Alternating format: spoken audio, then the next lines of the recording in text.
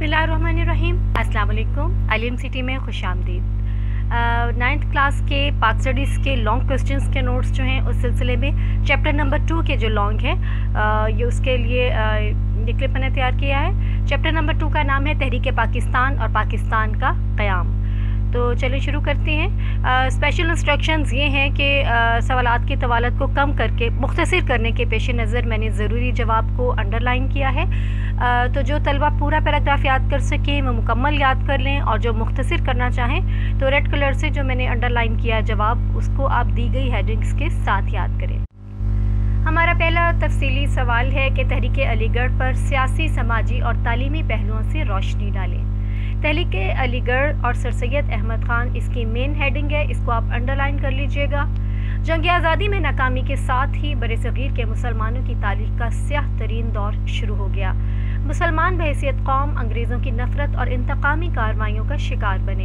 इन हालात में सर सैयद अहमद ख़ान ने तहरीक अलीगढ़ के ज़रिए कौम की रहनुमाई का बीड़ा उठाया। यहाँ तक इसका एक पैराग्राफ ख़त्म हो रहा है, और क्योंकि ये ऑलरेडी शॉर्ट था, लॉन्ग क्वेश्चंस को बहुत ज़्यादा मुख्तसर नहीं हम कर सकते क्योंकि ये 8 नंबर का सवाल होता है। तो जो बहुत लंबे सवालात थे उनको मैंने ज़रूर कम करवाया है, लेकिन जो ऑलरेडी जिनमें बहुत ज़्यादा मटेरियल मौजूद नहीं था मैंने उनको गैर ज़रूरी कटिंग से परहेज़ किया है और उसको एज इट इज़ शामिल किया है। यहाँ तक पैराग्राफ पूरा आप शामिल करेंगे, इसके बाद आप प्रॉपर हेडिंग सेपरेट, यहाँ तो जगह की शॉर्टेज की वजह से यहाँ एडजस्ट कर दी है मैंने हेडिंग, लेकिन आपने प्रॉपर अलग से लाइन में यहाँ पे सब हेडिंग देनी है मकासिद, और फिर उसके नीचे से आप शुरू करेंगे कि सर सैयद अहमद ख़ान की तहरीक अलीगढ़ के मकासिद दर्ज झेल थे। नंबर 1, हुकूमत और मुसलमानों के दरमियान एतमाद बहाल करना। नंबर 2, मुसलमानाने बरसग़ीर को जदीद उलूम और अंग्रेज़ी ज़बान सीखने के लिए राग़िब करना। नंबर 3, मुसलमानाने बरसग़ीर को सियासत से बाज रखना। इसके बाद नेक्स्ट जो सब हेडिंग है वो आप देंगे कि तालीमी पहलू। आप 17 अक्टूबर 1817 को दिल्ली में पैदा हुए। आपने मुसलमानों की तालीमी, सियासी और मजहबी तरक्की के लिए अमली काम किया। ये जहाँ से रेड मार्क हुआ हुआ है ब्रैकेट, यहाँ से आपने तालीमी पहलू की सब हेडिंग स्टार्ट करनी है कि आपने इस बात का अंदाज़ा लगा लिया था कि मुसलमान तालीम के बगैर तरक्की नहीं कर सकते। 1859 में आपने मुरादाबाद में एक स्कूल कायम किया। 1863 में आपने गाज़ीपुर में साइंटिफिक सोसाइटी की बुनियाद रखी। आपने 1875 में अलीगढ़ में जो स्कूल कायम किया वो 1877 में कॉलेज और 1920 में यूनिवर्सिटी बन गई। 20वीं सदी के शुरू में मुसलमानों का पढ़ा लिखा तबका इसी तालीमी इदारे का तालीम याफ्ता था। इन सब पॉइंट्स को, ये जितने भी आपके तालीमी इदारों के नाम हैं, इन सबको आप अलग अलग लाइंस में मेंशन कर सकते हैं। स्टार्स इनके शुरू में लगा सकते हैं इनको प्रोमिनेंट करने के लिए। इसके बाद सियासी पहलू स्टार्ट करेंगे। रिसाला असबाब बगावत हिंद भी सर सैयद अहमद ख़ान की एक अहम सियासी खिदमत थी। इस रसाले में आपने 1857 की जंग आज़ादी के हकीकी असबाब से अंग्रेज़ हुकूमत को आगाह किया। जंग आज़ादी के बाद सर सैयद अहमद ख़ान की हैसियत सियासी मसीहा से कम न थी। मुसलमानों ने बरसग़ीर के वजूद को कायम रखने के लिए आप आगे बढ़े और अंग्रेज़ों की गलत फहमी दूर करने की कोशिश की। सर सैयद अहमद ख़ान सियासी तौर पर मुसलमानों को कमज़ोर समझते थे, इसलिए उन्होंने 1885 में कायम होने वाले इंडियन नेशनल कांग्रेस में मुसलमानों को शामिल होने से रोका। उन्होंने मुसलमानों को तालीम की तरफ तवज्जो देने के लिए कहा ताकि मुसलमान पहले तालीम हासिल करें और फिर सियासत में हिस्सा लें। इसके बाद आप हेडिंग बनाइएगा समाजी पहलू, क्योंकि इस सवाल में इन्होंने मुख्तलिफ पहलुओं से ही तहरीक अलीगढ़ को डिस्कस करने का कहा, इसलिए हम इनको प्रॉपर हेडिंग्स दे देंगे। समाजी पहलू अलग से हेडिंग दीजिएगा। उसके बाद यहाँ से स्टार्ट करेंगे आप। सर सैयद अहमद ख़ान के कारनामे उनकी ज़िंदगी तक महदूद ना थे, बल्कि उन्होंने ऐसी तहरीक शुरू की जिसने उनकी वफ़ात के बाद भी कौमी खिदमत का काम जारी रखा। सर सैयद अहमद ख़ान ने तहरीक अलीगढ़ के ज़रिए मुसलमानों को एक लड़ी में परो दिया, जिससे मुसलमानों के जुदागाना तशख़्ख़ुस की तश्कील हुई। तफसीली सवाल नंबर 2 है, कायद-ए-आज़म के 14 नकात लिखिए। कायद-ए-आज़म के 14 नकात 1929, ये इसकी मेन हेडिंग है। इसको आप सेंटर में अंडरलाइन कीजिएगा। कायद-ए-आज़म मोहम्मद अली जिन्नाह ने नेहरू रिपोर्ट को मानने से इनकार कर दिया। आपने 1929 में 14 नकात पर मुश्तमिल दर्ज झेल रहनुमा उसूल पेश किए। नंबर 1, आइंदा आइन वफाकी तर्ज का हो जिसमें सूबों को ज़्यादा खुद मुख्तारी दी जाए। नंबर 2, तमाम सूबों को एक ही उसूल पर दाखिली खुद मुख्तारी दी जाए। नंबर 3, सूबों में अक़लियतों को मुनासिब नुमाइंदगी दी जाए। नंबर 4, मरकज़ी असम्बली में मुसलमान मेंबरान की तादाद 1/3 से कम ना हो। नंबर 5, जुदागाना इंतखाब का उसूल हर फ़िरका पर लागू होना चाहिए, अलबत्ता अगर कोई फ़िरका चाहे तो अपनी मर्ज़ी से मखलूत तरीक़ा इंतखाबात कबूल कर सकता है। नंबर 6, सूबों की हदूद में कोई ऐसी तब्दीली ना की जाए जिससे पंजाब, बंगाल और शुमाल मगरबी सरहदी सूबा यानी खैबर पख्तूनख्वा की मुसलमान अक्सरियत मुतासिर होती हो। तमाम लोगों को यकसा मजहबी आज़ादी दी जाए। अगर कोई मुसव्वदा कानून किसी ख़ास फ़िरक़े से मुतालिक हो और उस फ़िरक़े के 3/4 अरकान इस मुसव्वदे के ख़िलाफ़ राय दें तो इसे नामंजूर समझा जाए। नंबर 9, सिंध को मुंबई यानी बम्बई से अलग करके सूबा बना दिया जाए। नंबर 9, सिंध को मुंबई से अलग करके एक सूबा बना दिया जाए। नंबर 10, बलूचिस्तान और शुमाल मगरबी सरहदी सूबा में दीगर सूबों की मानंद इस्लाहात नाफिज की जाएँ। नंबर 11, सरकारी मुलाजमतों में मुसलमानों को उनकी अहलियत और तनासब के लिहाज से हिस्सा दिया जाए। नंबर 12, मुसलमानों को मजहबी और सकाफ़ती तहफ़्फ़ुज़ दिया जाए। नंबर 13, सूबाई और मरकज़ी वज़ारतों में मुसलमानों को कम अज़ कम 1/3 नुमाइंदगी दी जाए। ये जो हैं 14 नकात मुकम्मल शामिल हैं, क्योंकि सवाल की नौइयत ही ऐसी थी कि 14 नकात के हवाले से उन्होंने पूछा था, तो इसमें हम कटिंग नहीं कर सकते। ये सवाल आप मुकम्मल शामिल करेंगे, 14 नकात मुकम्मल शामिल होंगे। इसके बाद सवाल नंबर 3 है तफसीली सवाल कि कायद-ए-आज़म की सियासी और आइनी कोशिशों के हवाले से क़याम पाकिस्तान में किरदार को बयान करें। अब इसकी मेन हेडिंग ऐसे ही लिखेंगे आप कि कायद-ए-आज़म मोहम्मद अली जिन्नाह की सियासी और आइनी कोशिशों के हवाले से क़याम पाकिस्तान में किरदार। फिर इसकी सब हेडिंग आप लिख सकते हैं तारुफ के तौर पर, और कायद-ए-आज़म से रिलेटेड कोई भी क्वेश्चन हो तो आप 2 या 3 अशार जो हैं वो बड़ी आसानी से शामिल कर सकते हैं। इसके आगाज़ में शेर दें, इसके एंड में शेर दें, दरमियान में कहीं आप शेर शामिल कर सकते हैं। इससे इंप्रेशन जो है वो बहुत अच्छा पड़ता है। मसलन ये भी आप शेर शामिल कर सकते हैं कि मिल्लत का पासबां है मोहम्मद अली जिन्नाह, मिल्लत है जिस्म जाँ है मोहम्मद अली जिन्नाह। तो फिर तारुफ का आगाज़ करेंगे। कायद-ए-आज़म मोहम्मद अली जिन्नाह रहमतुल्लाह अलैह 25 दिसंबर 1876 को कराची में पैदा हुए। सियासत में आपकी दिलचस्पी उस वक्त शुरू हुई जब आप इंग्लिस्तान में थे। आप पहले कांग्रेस में शामिल हुए। उस वक्त वो हिंदू मुस्लिम इत्तेहाद के ज़बरदस्त हामी थे। आपको हिंदू मुस्लिम इत्तेहाद का सफ़ीर भी कहा जाता है। अब ये जो हेडिंग है मिंटो मार्ले इस्लाहात, जगह की शॉर्टेज की वजह से मैंने इसको यहाँ पर ही प्रोमिनेंट कर दिया, लेकिन आपने इसको अलग से बाहर निकालना है और प्रॉपर इसको अंडरलाइन करना है मिंटो मार्ले इस्लाहात की हेडिंग को। और उसके बाद आप लिखेंगे कि 1909 में हिंदुस्तान में मिंटो मार्ले इस्लाहात का नफाज हुआ। वाइसराय हिंद काउंसिल के अरकान की तादाद भी 16 से बढ़कर 28 कर दी गई। मुंबई के मुसलमानों ने इसके लिए कायद-ए-आज़म मोहम्मद अली जिन्नाह को अपना नुमाइंदा मुंतखब किया। उसके बाद आप सब हेडिंग यहाँ पे देंगे मुस्लिम लीग में शमूलियत। 1913 में आप मुस्लिम लीग में शामिल हुए और मुस्लिम लीग ने उनके कहने पर अपने दस्तूर में तरमीम करते हुए हुकूमत खुद इख्तियारी को अपना मकसद हयात बनाया। आपके मुदब्बिराना सियासत ने बरतानवी राज की जड़ें हिलाकर रख दी। कांग्रेस की मुस्लिम दुश्मन पॉलिसियों के बायस 1920 में कांग्रेस छोड़ दी। नेक्स्ट हेडिंग आप देंगे मिसाक़े लखनऊ।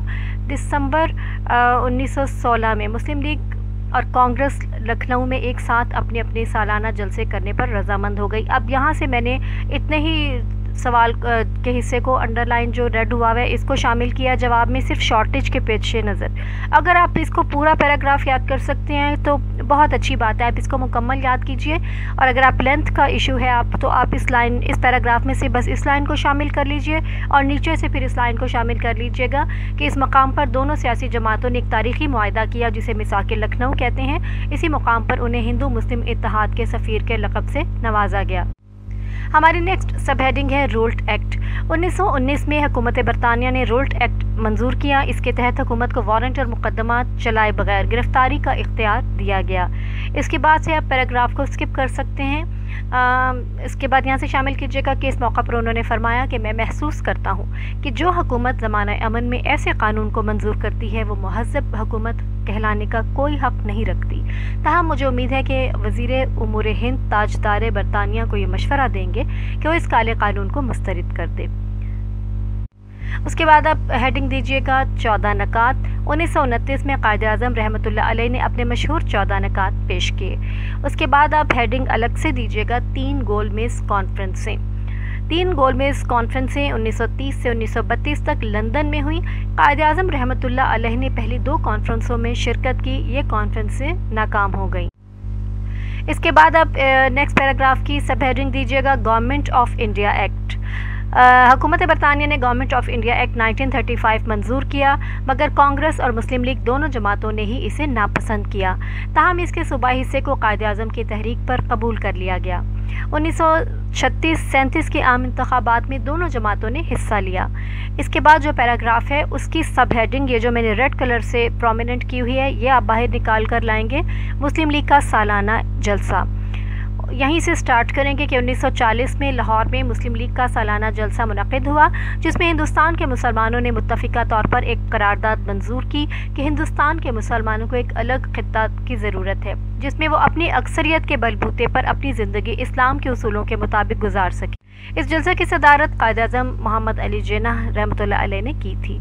नेक्स्ट आप सब हेडिंग शामिल कीजिएगा कि इंतखाबात में शानदार कामयाबी।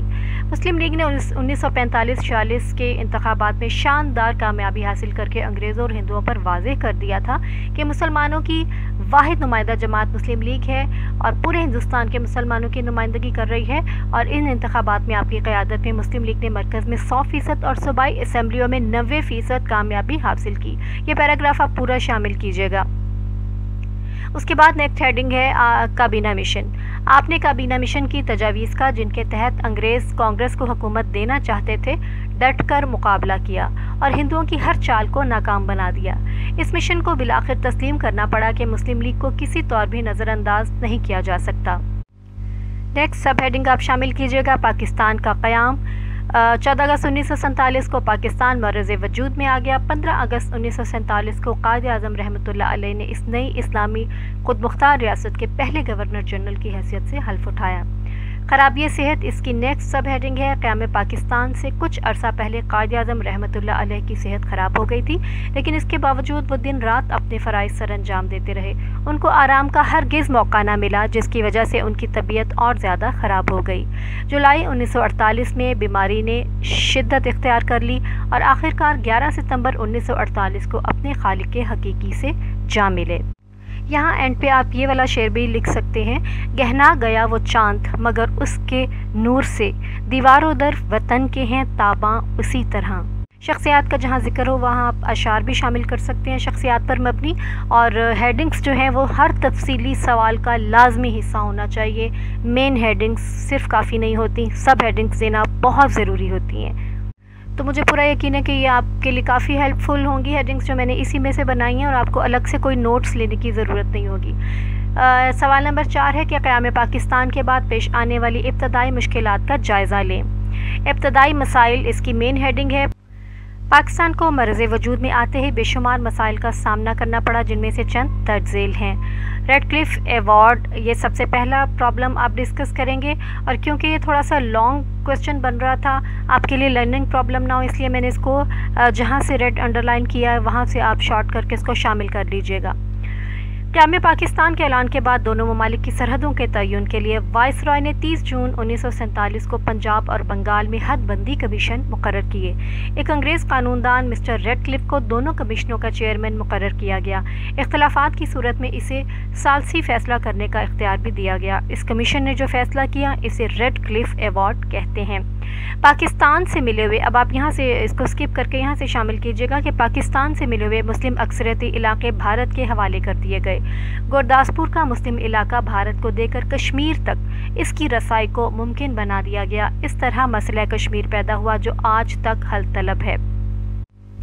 सेकेंड प्रॉब्लम जो था पाकिस्तान के इब्तदाई मसाइल में वो ये था कि महाजरीन की आबादकारी, इसको आप अंडरलाइन कीजिएगा और यहाँ से सेकंड पैराग्राफ से आप शामिल कर लीजिएगा कि हिंदू मुस्लिम फसादात ने नई मुमलिकत में मज़ीद मसाइल में इजाफ़ा कर दिया। भारत में पुरअमन आबाद मुसलमानों की बस्तियाँ जलाकर राख कर दी गईं। कत्ल गारत का बाज़ार गर्म किया गया और ज़बरदस्ती मुसलमानों को पाकिस्तान में धकेल दिया गया। ये महाजरीन इस हाल में पाकिस्तान आए कि नई मुमलिकत को उनकी बहाली और आबादकारी में खासी दुश्वारियों का सामना करना पड़ा। ये बेहाल लाखों लोग बहुत सी मुश्किलात बर्दाश्त करके पाकिस्तान आए। फिर लाइन स्किप कीजिएगा। अगरचे ये नई मुमलिकत के लिए ज़बरदस्त आजमाइश थी, मगर मुसलमानों ने दिल खोल कर اپنے مہاجر بھائیوں کی مالی مدد کی، انہیں کھانا اور لباس مہیا کیا۔ آخرکار یہ مشکل وقت بھی گزر گیا۔ اس کے بعد تھرڈ پرابلم جو آپ ڈسکس کریں گے وہ ہے انتظامی مشکلات۔ قیام پاکستان کے وقت کراچی کو پاکستان کا دارالحکومت بنایا گیا۔ اس کے بعد یہاں سے آپ شامل کیجیے گا کہ مرکزی حکومت کا ریکارڈ اور ساز و سامان اس لیے کراچی نہ پہنچ سکا کہ ہندوؤں اور سکھ فسادیوں نے ریل کی وہ پٹریاں ہی اکھاڑ دیں جن پر چل کر ریل گاڑی نے پاکستان پہنچنا تھا۔ بھارتی فضائی کمپنیوں نے مسلمانوں کو جہاز کرائے پر دینے سے انکار کر دیا۔ جو سرکاری ملازمین کسی طرح پاکستان پہنچ چکے تھے ان کے لیے رہائش کا کوئی بندوبست نہ تھا، مگر ان لوگوں نے ہمت نہ ہاری، اپنی تمام تر انتظامی صلاحیتیں قوم کے لیے وقف کر دیں اور پاکستان کو مضبوط اور مستحکم بنیادوں پر کھڑا کر دیا۔ اس کے بعد نمبر 4 پرابلم جو آپ ڈسکس کریں گے وہ ہے معاشی مشکلات۔ قیام پاکستان کے وقت پاکستان کو کئی معاشی مسائل کا بھی سامنا کرنا پڑا۔ آزادی کے وقت پاکستان کے زیادہ تر علاقے پسماندہ تھے، نقل و حمل اور مواصلات کی سہولتیں ناکافی تھیں۔ انگریزوں اور ہندوؤں نے جان بوجھ کر مسلم آبادی والے علاقوں کو پسماندہ رکھا۔ پھر سکپ کر دیجیے گا اور یہاں سے شامل کیجیے گا کہ بینکوں کی کل شاخیں 487 تھی، مگر پاکستان کے حصے میں 69 شاخیں آئیں۔ ان کا بھی سارا سرمایہ ہندو اپنے ساتھ لے گئے۔ دراصل کانگریس کی سازش یہ تھی کہ جب پاکستان اقتصادی طور پر تباہ ہو جائے گا تو یہ ملک چل نہ سکے گا۔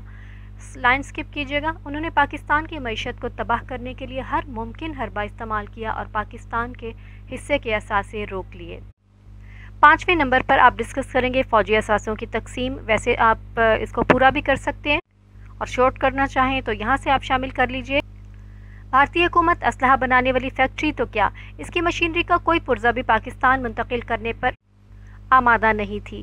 کافی تکرار کے بعد طے پایا کہ اسلحہ بنانے والی فیکٹریوں کے حوالے سے پاکستان کو 60 ملین روپے دیے جائیں گے تاکہ وہ اپنی اسلحہ بنانے والی فیکٹری قائم کر سکے۔ عام فوجی اثاثوں کی تقسیم کا جو فارمولہ بنایا گیا، حکومت ہند نے اسے بھی مسترد کر دیا، جس سے حالات مزید پیچیدہ ہو گئے۔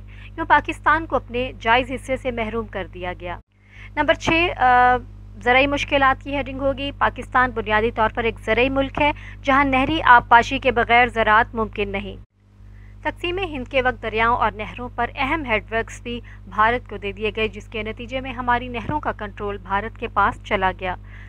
چنانچہ سندھ طاس معاہدہ 1960 کے تحت دونوں ممالک کے درمیان پانی کی تقسیم کا مسئلہ حل ہوا۔ 3 دریا راوی، ستلج اور بیاس بھارت کو اور دوسرے 3 دریا سندھ، جہلم اور چناب پاکستان کو مل گئے۔ 7واں اور آخری مین مسئلہ جو آپ ڈسکس کریں گے وہ سیاسی مشکلات کا ہے۔ قیام پاکستان کے وقت پاکستان کو کئی سیاسی مسائل کا بھی سامنا کرنا پڑا۔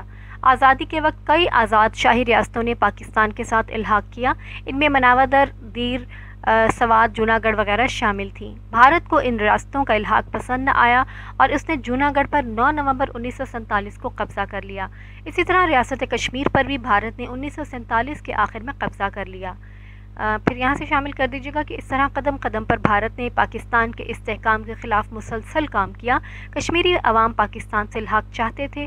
اسی گومگو کی کیفیت نے ریاست میں تحریک آزادی نے زور پکڑا اور آزاد کشمیر کا علاقہ پاکستان میں شامل ہو گیا۔ یہاں آپ کو سوال کی کم کٹنگ نظر آ رہی ہوگی اور ریزن اس کے پیچھے وہی ہے کہ ہم شارٹ کرنے کے کرتے کرتے اس کو ہم ضروری حصہ جو ہے سوال کا اس کو نظر انداز نہیں کر سکتے، اس لیے جتنا ممکن تھا میں نے اس کی کٹنگ کر دی۔ ہمارا سوال نمبر 5 ہے ہمارا تفصیلی سوال نمبر 5 ہے کہ قرارداد مقاصد کے اہم نکات کو تفصیل سے بیان کریں۔ قرارداد مقاصد اس کی مین ہیڈنگ ہے۔ 12 مارچ 1949 کو اس وقت کے وزیر اعظم نوابزادہ لیاقت علی خان نے قانون ساز ادارے میں ایک قرارداد پیش کی جس میں ان نکات کی نشاندہی کی گئی جن کو بنیاد بنا کر ملک کے مستقبل کا دستور بنانا تھا۔ قومی اسمبلی نے اس قرارداد کو اکثریت سے منظور کر لیا۔ اس قرارداد کو عرف عام میں قرارداد مقاصد کے نام سے یاد کیا جاتا ہے۔ قرارداد مقاصد کے اہم نکات مندرجہ ذیل ہیں۔ نمبر 1، اللہ تعالیٰ کی حاکمیت۔ اس قرارداد مقاصد میں اس بات کی وضاحت کر دی گئی کہ ساری کائنات کا مالک اللہ تعالیٰ ہے اور سارا اقتدار اسی کو حاصل ہے۔ اقتدار مسلمانوں کے پاس اللہ تعالیٰ کی امانت ہے اور اس اقتدار کو اللہ تعالیٰ کی مقرر کردہ حدود کے اندر رہ کر عوام کے منتخب نمائندے استعمال کریں گے۔ نمبر 2 پوائنٹ ہے اسلامی اقدار کی پابندی۔ قرارداد مقاصد میں اس بات کی نشاندہی کی گئی کہ پاکستان میں اسلامی اقدار مثلا جمہوریت، آزادی، رواداری اور معاشرتی انصاف کو فروغ دیا جائے گا۔ اسلامی طرز زندگی تیسرا پوائنٹ ہے۔ مسلمانوں کو اپنی انفرادی اور اجتماعی زندگیاں اسلام کے بتائے ہوئے اصولوں کے مطابق گزارنے کے لیے بہتر اور مناسب ماحول فراہم کیا جائے گا۔ چوتھے نمبر کی ہیڈنگ ہے کہ اقلیتوں کا تحفظ۔ پاکستان میں رہنے والے تمام غیر مسلم شہریوں کو اپنے مذاہب اور عقائد کے مطابق زندگی گزارنے کا مکمل تحفظ فراہم کیا جائے گا۔ پانچواں پوائنٹ ہے بنیادی حقوق کی فراہمی۔ تمام شہریوں کو کسی نسلی، معاشرتی، معاشی اور مذہبی تعصب کے بغیر تمام شہری حقوق فراہم کیے جائیں گے۔ چھٹا پوائنٹ ہے وفاقی نظام حکومت۔ قرارداد مقاصد میں اس بات کی وضاحت کر دی گئی کہ پاکستان کا نظام وفاقی جمہوری ہوگا جو کہ عوام کے منتخب نمائندوں کے ذریعے چلایا جائے گا۔ ساتواں پوائنٹ ہے پسماندہ علاقوں کی ترقی۔ قرارداد مقاصد میں اس بات کا اعادہ کیا گیا کہ پسماندہ علاقوں کی ترقی کے ضروری اقدامات کیے جائیں گے اور انہیں ترقی یافتہ علاقوں کے برابر لایا جائے گا۔ آٹھواں پوائنٹ ہے عدلیہ کی آزادی۔ قرارداد مقاصد میں اس بات کا اعادہ کیا گیا کہ عدلیہ اپنے فرائض کی ادائیگی میں بالکل آزاد ہوگی اور بغیر کسی دباؤ کے کام کرے گی۔ نواں پوائنٹ ہے اردو قومی زبان۔ اس بات کی نشاندہی کی گئی کہ پاکستان کی قومی زبان اردو ہوگی۔ یہ سیکنڈ چیپٹر کے 5 تفصیلی سوال جو ہے ان کے میں نے نوٹس بنا کر آپ کے سامنے پیش کیے ہیں۔ آپ ان کو ضرور ٹرائی کیجیے گا، اچھے سے یاد کیجیے گا، پریزنٹیشن اچھی رکھیے گا تو آپ کے پورے مارکس کی گارنٹی ہے میرے پاس۔